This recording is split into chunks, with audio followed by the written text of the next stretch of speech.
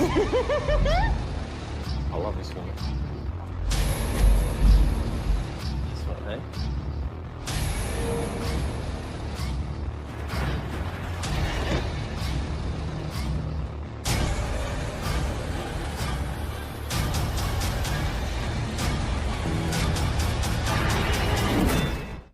Halo geng, para manusia slow, santuy, mantap kali. Kali ini gue akan mengulas alur film yang cukup menegangkan. Dan pastinya seru dong. Film berjudul Scare Campaign ini dirilis pada tahun 2016 lalu, yang dibintangi oleh aktor tampan yaitu Ian Meadows.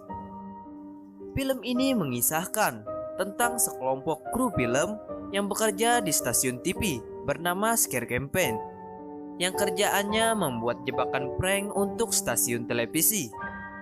Namun di saat proyek prank dimulai, mereka ternyata menjebak orang yang salah, hingga kejadian berdarah pun terjadi di situ. Nah, buat kalian yang penasaran, silahkan kalian tonton sampai habis. Dan jangan lupa slow. Oke, intro dulu guys.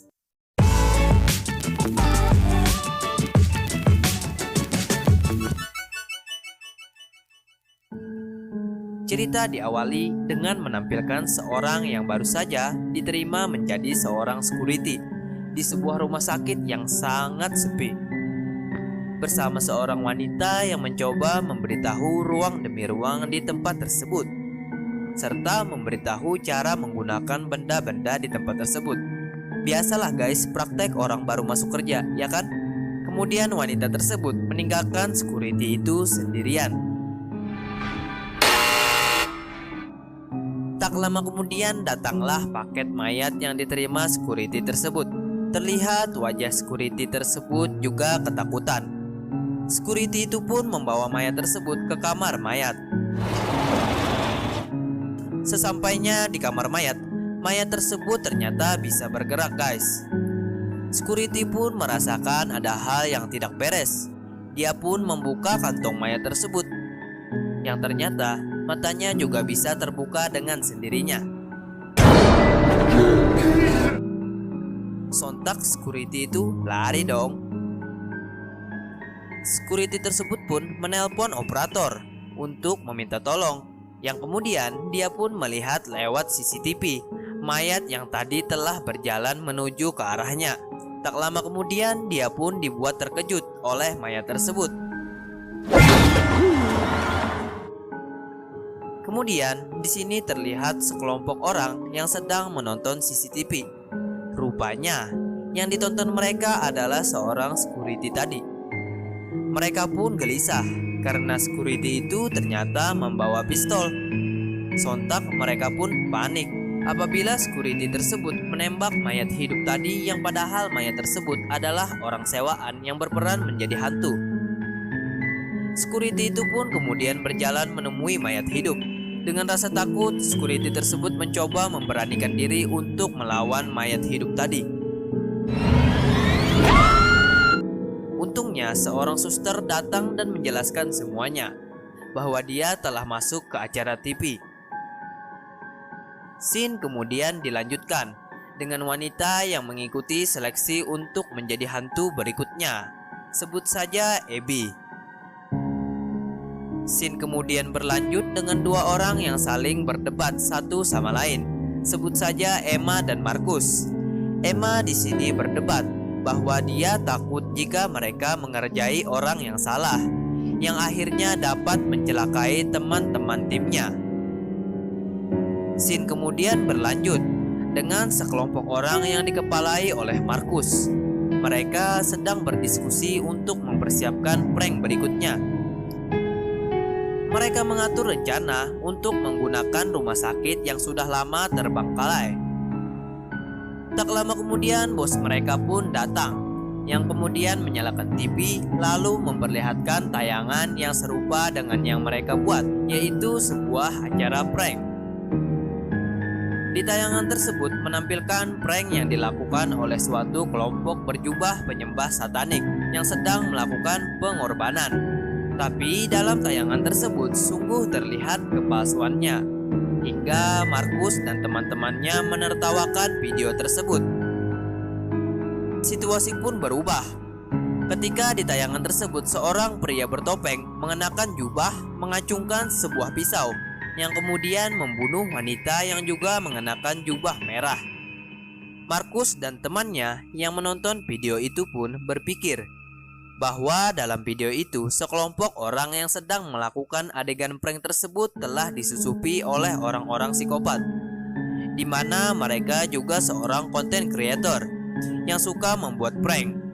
Namun prank para pria bertopeng itu berbeda dengan yang lainnya, karena nampaknya dalam video tersebut wanita dan timnya dibunuh dengan sadis. Markus dan timnya pun sontak syok melihat video tersebut. Mereka menyadari bahwa video pembunuhan tersebut terlihat begitu nyata. Emma pun langsung mematikan TV. Rupanya di sini bos mereka menyadari bahwa acara prank yang mereka buat sudah tidak diminati lagi dan membandingkan video yang dibuat oleh Markus dengan video pembunuhan yang telah ditontonnya. Bosnya pun menjelaskan bahwa acara TV yang dikepalai oleh Markus sudah tidak menarik minat penonton lagi, dan dengan perlahan para penonton akan meninggalkan program TV mereka. Bos mereka bersikeras bagaimana caranya mereka harus berhasil untuk meningkatkan popularitas mereka kembali. Dan disinilah Markus dan teman-temannya ditantang untuk membuat prank yang lebih brutal dan sadis. Scene pun memperlihatkan rumah sakit jiwa yang sudah lama ditutup, yang digunakan mereka untuk membuat proyek film pranknya kembali. Diperlihatkan mereka begitu siap untuk melakukan syuting tersebut. Satu persatu Markus mengecek ruangan demi ruangan dan menguji coba propertinya. Kali ini mereka siap menampilkan keganasan dalam pranknya. Dan prank pun dimulai. Emma kemudian menghampiri korban pranknya, sebut saja Rohan. Emma pun berbincang-bincang dan berkenalan dengan Rohan. Rohan mulai melihat penampakan di jendela saat dia menoleh ke atas, yang ternyata hantu tersebut adalah Abby yang sudah di make up seperti hantu. Emma pun berpura-pura tidak tahu akan adanya penampakan tersebut. Terlihat Markus dan temannya sedang memantau lewat monitor. Emma kemudian membawa Rohan ke sebuah ruangan kantor. Di sini Rohan mengungkapkan bahwa dia adalah pasien yang dulunya dirawat di rumah sakit tersebut. Rohan pun kembali merenungi masa lalunya dan dibarengi dengan tingkah laku Rohan yang mulai aneh. Rowan, is everything alright? Hal ini membuat Emma merasa sedikit was-was. Dan tiba-tiba di tengah perbincangan, Rohan pun terdiam beberapa saat sembari meratapi foto yang ada di dinding. Dan tiba-tiba Rohan langsung mendekati Emma. Yang untungnya di tengah kejadian itu, dering telepon berbunyi dan Emma mengangkat teleponnya. Rupanya Emma di sini ditelepon oleh Markus agar suasana gak begitu tegang. Emma pun terlihat marah dengan Markus karena tidak memberitahunya bahwa Rohan adalah pasien di tempat tersebut. Emma kemudian meninggalkan Rohan di ruangan itu sendirian untuk nyamperin Markus. Markus pun kemudian menjahili Rohan dengan menekan tombol yang membuat pintu itu bergerak dengan sendirinya. Rohan yang melihat pintu itu bergerak dengan sendirinya pun mulai terlihat tegang. Terlihat di ruangan monitor, Emma sangat jengkel kepada Markus. Kita kembali ke Rohan. Rohan kemudian berjalan ke sebuah lorong yang di situ dia melihat kain bergerak dengan sendirinya. Si hantu Abby pun menampakkan dirinya di hadapan Rohan.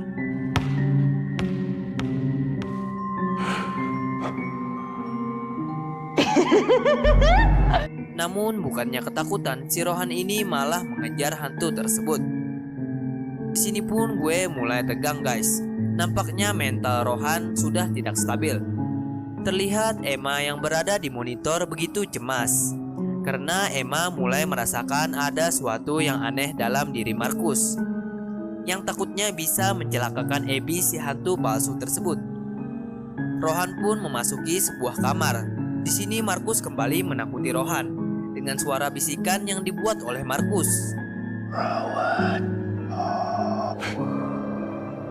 Sontak Rohan merasa gelisah dan sangat tegang dengan suara-suara itu. Emma yang menyadari bahwa pisau yang diletakkannya di meja tadi telah hilang sangatlah panik, karena tentu saja Rohanlah yang mengambil pisau tersebut. Dan ternyata memanglah benar, Rohan yang merasa gelisah tiba-tiba mengeluarkan pisau dari sakunya. Dan tiba-tiba si hantu Abby malah mengejutkan Rohan dengan teriakannya. Rohan yang mentalnya nggak stabil pun tentunya nggak tinggal diam. Rohan langsung menghabisi Abby dengan pisau tersebut.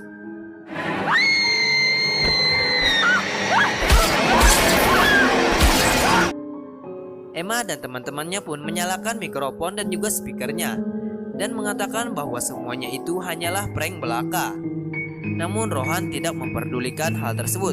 Emma bersikeras untuk menghentikan Rohan, tapi malah Markus menahan Emma karena Markus takut jika Emma menjadi korban berikutnya. Ternyata firasat buruk Emma selama ini memanglah benar. Sungguh naas ya Bray melihat adegan prank tapi menimbulkan korban jiwa kayak gini. Kepanikan pun berlanjut ketika mereka baru menyadari bahwa ada kameramen mereka yang juga berada di ruangan tersebut. Rohan ternyata sudah menyadari bahwa di ruangan tersebut ada orang lain, yang tentu saja kameramen tersebut langsung dibunuh oleh Rohan.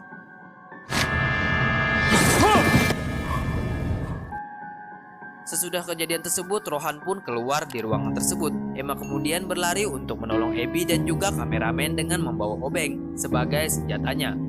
Ketika memasuki kamar tersebut, ternyata Emma sudah menemukan temannya terikat mati. Sedangkan Abby ternyata sudah dilempar keluar jendela. Wow. Markus kemudian mencoba untuk mengarahkan Emma agar keluar dari kamar tersebut, karena Rohan akan kembali ke kamar tersebut. Sembari mengarahkan Emma untuk kabur, Markus barulah menjelaskan semuanya, bahwa Rohan adalah pasien yang dulunya pernah berbuat tindak kejahatan di rumah sakit tersebut. Mendengar perkataan itu, rasa jengkel Emma kepada Markus semakin bertambah. Di sisi lain, Emma juga merasakan ketakutan karena Rohan juga tak henti-hentinya mengejar dirinya. Sampailah Emma di sebuah ruangan yang mempertemukan Emma dan temannya, sebut saja Susi. Ketika sedang berbicara, tiba-tiba Rohan muncul dari belakang Susi dan langsung saja menggorok leher Susi. Emma yang syok sontak berlari untuk menyelamatkan diri.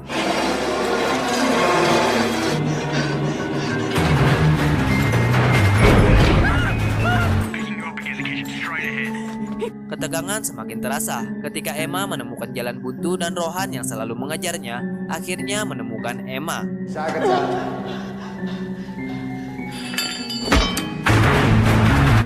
Untungnya salah satu teman Emma ada di balik dinding tersebut dan menyelamatkan Emma. Emma yang berhasil selamat kemudian ditenangkan oleh temannya.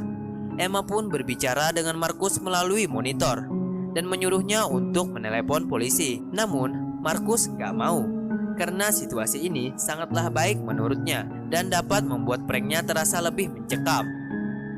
Tak lama kemudian, Rohan memasuki ruangan monitor Markus dan membunuh mereka.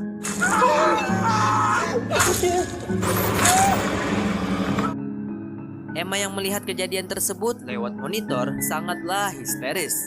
Kemudian Emma dan temannya memutuskan untuk keluar dari rumah sakit tersebut.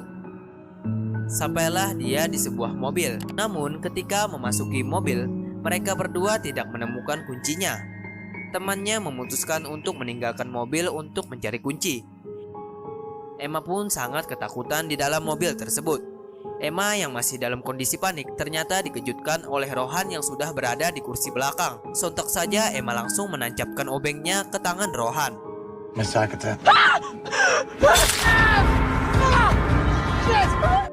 Kemudian Emma pergi menyelamatkan diri. Yang membuat gue bingung adalah kenapa Rohan di sini bisa berinteraksi dengan Markus lewat monitor, yang padahal Markus sudah dibunuhnya. Nampaknya di sini gue baru menyadari guys, bahwa semua ketegangan tersebut adalah settingan Markus dan timnya semata. Nyatanya Rohan adalah orang normal atau manusia waras yang perannya dibuat seolah-olah gila oleh Markus dalam film tersebut. Semua settingan itu ternyata tanpa memberitahu Emma. Rohan yang sedang meringis kesakitan karena ulah Emma kemudian memprotes kepada Markus karena tindakan Emma keluar dari naskah. Di tengah perdebatan, Rohan yang marah kepada Markus kemudian mematikan kamera CCTV-nya. Rohan yang sedang kesakitan terlihat mencoba untuk melepaskan obeng tersebut dari tangannya. Rohan yang di dalam mobil kemudian dikejutkan dengan kemunculan orang-orang bertopeng yang tidak ada dalam naskah. Yang kemudian pria bertopeng itu membunuh Rohan. Oh my god. Nampaknya psikopat bertopeng inilah yang telah ditonton oleh Markus dan teman-temannya di TV tadi. Yang mana mereka adalah seorang psikopat yang juga merupakan content creator. Di sisi lain, Markus nampaknya tidak menyadari bahwa Rohan sudah mati karena Rohan telah mematikan kameranya sebelum dia dibunuh. Naskah terakhir pembuatan film pun akan dimulai. Markus dan timnya sangatlah senang karena butuh satu adegan lagi filmnya akan berhasil. Markus kemudian mengecek kesiapan para anggotanya serta kameramen yang sudah disiapkan untuk adegan akhir. Entah mengapa Markus kemudian mencari Rohan dan meninggalkan operator sendirian. Kejadian aneh mulai terlihat saat operator kebingungan melihat seseorang yang lalu lalang di suatu ruangan. Operator menyadari hal itu telah melenceng dari skema yang mereka buat. Tak lama kemudian,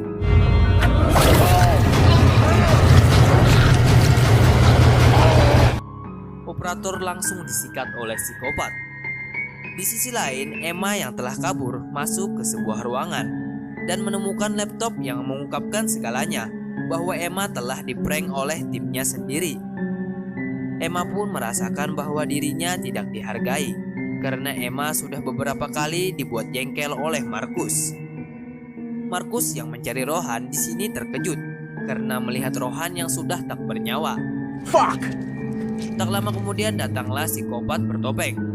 Sontak Markus panik dan melarikan diri. Nah guys, di sini Markus sudah menyadari bahwa ada yang tidak beres. Emma yang belum tahu akan hal itu dan masih kesal dengan Markus kemudian menampar Markus.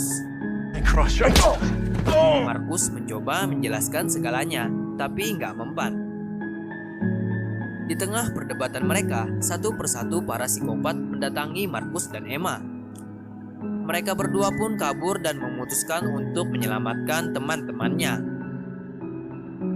Sesampainya mereka di sebuah ruangan, di sini mereka menemukan temannya telah tewas. Kemudian mereka menemukan rekaman, yang di dalam rekaman tersebut para psikopat telah menyekap Abby dan membunuh teman-temannya.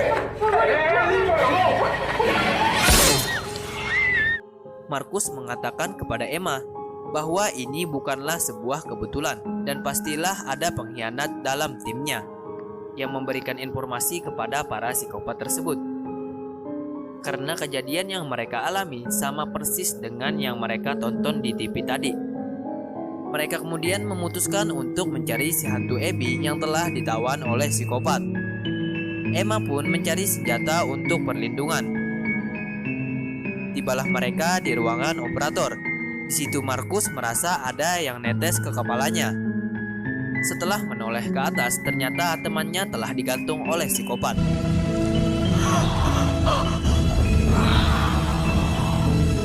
Terlihat juga hasil film mereka juga diretas sama psikopat. Apes si Markus. Tak lama kemudian, teman mereka yang merupakan kameramen yang berada di ruangan lain berhasil menghubungi Markus lewat monitor. Dan temannya ini bingung guys. Padahal dia sudah standby di tempat situ untuk melanjutkan adegan film mereka. Nampaknya teman mereka yang masih hidup ini belum tahu bahwa ada psikopat. Markus pun dengan segera menyuruhnya lari dari tempat situ. Tapi tiba-tiba psikopat pun datang dengan gergaji mesinnya. Monitor menampilkan Abby yang akan dikubur hidup-hidup. Dengan bergegas mereka mencari Abby. Terlihat di belakang mereka seorang psikopat menguntit mereka secara diam-diam. Namun hal itu disadari oleh Emma. dan Emma berhasil membunuh psikopat itu.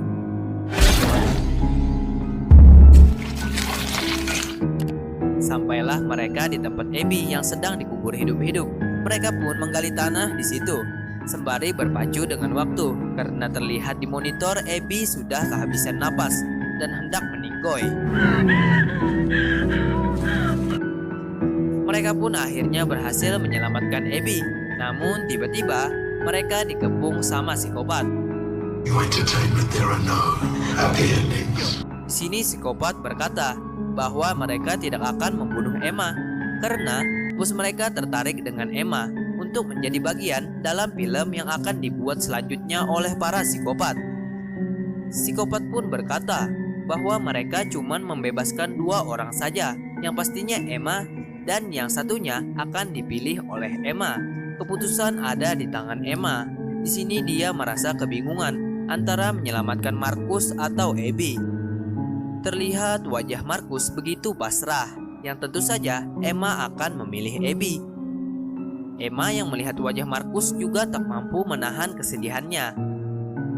Kemudian Emma dan Abby menjauh dari tempat tersebut dan melarikan diri menggunakan mobil ban. We're going to town and get the police. Kita kembali ke Marcus. Di sini Marcus terlihat sedang diikat di atas meja dan meronta-ronta. Diperlihatkan di layar monitor bahwa Abby hanyalah berpura-pura kesakitan ketika di monitor tadi.